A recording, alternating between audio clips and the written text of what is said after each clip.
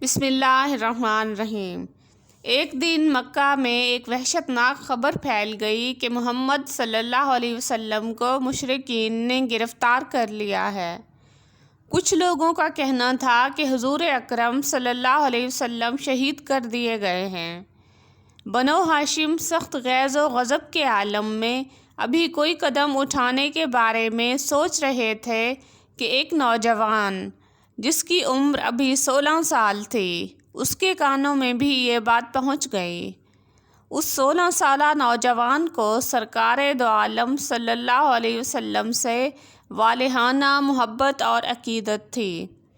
یہ 16 سالہ نوجوان یہ خبر سنتے ہی تڑپ اٹھا۔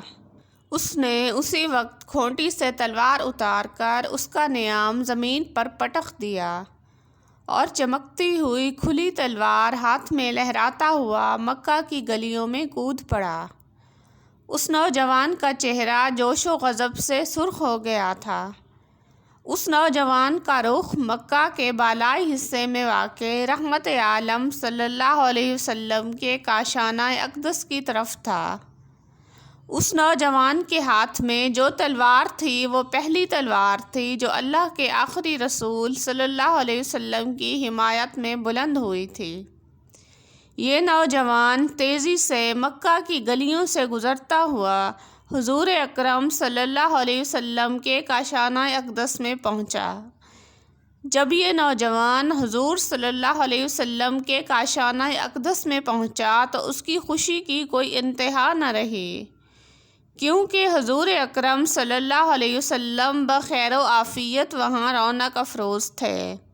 حضور اکرم صلی اللہ علیہ وآلہ وسلم اس 16 سالہ نوجوان زبیر کو دیکھ کر مسکرائے اور فرمانے لگے، زبیر، خیریت تو ہے؟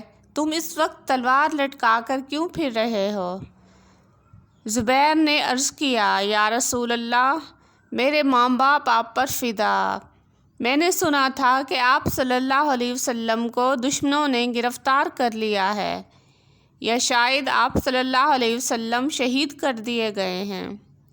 رحمت دو عالم صلی اللہ علیہ وسلم نے ارشاد فرمایا، اچھا تو یہ بات ہے، اور اگر واقعی ایسا ہو جاتا تو پھر تم کیا کرتے؟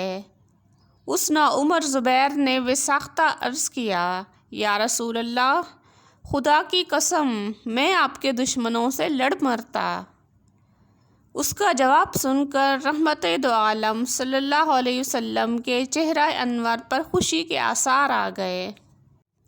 آپ صلی اللہ علیہ وآلہ وسلم نے اس نوجوان کے جذبے کی تحسین فرمائی اور اس کے حق میں نہ صرف دعائے خیر کی بلکہ اس کی تلوار کو بھی دعا دی۔ یہ پہلی تلوار تھی جو راہ حق میں اللہ تعالیٰ کے رسول کی حمایت میں بلند ہوئی۔ حضور صلی اللہ علیہ وآلہ وسلم کی دعا کے بعد حضرت زبیر اتنے بہادر ہو گئے تھے کہ ان کے مقابلے میں کوئی دشمن نہیں ٹھہر سکتا تھا، اور انہوں نے جس کے خلاف بھی تلوار اٹھائی تو اللہ نے انہیں ہمیشہ کامیاب کیا۔ سامعین، صحابہ کرام کا عشق رسول ایسا ہی ہوتا تھا، وہ ہمیشہ آپ کی حرمت پر کٹ مرنے کو تیار رہتے تھے۔